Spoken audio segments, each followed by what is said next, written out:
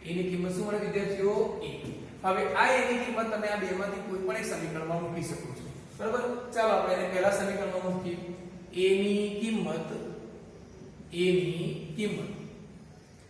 1 માં મૂકતા શું છે સમીકરણ 1 3a + 6b બરાબર 6. 3 એની કિંમત છે 1 + 6b બરાબર 6. હવે આમાંથી આપણે b મેળવવાનું છે. બરાબર? 3 * 3 + 6b બરાબર 6. અહીંયા પછીના સ્ટેપ થોડા ઝડપથી જઈ શકાય છે, તમને બહુ સારી રીતે સમજ પડેલી છે. 6b બરાબર 6 - 3. 6b = 3, b = 3/6, b = 1/2. તો આ પ્રમાણે આપણે a અને b ની કિંમત મેળવી શકીએ.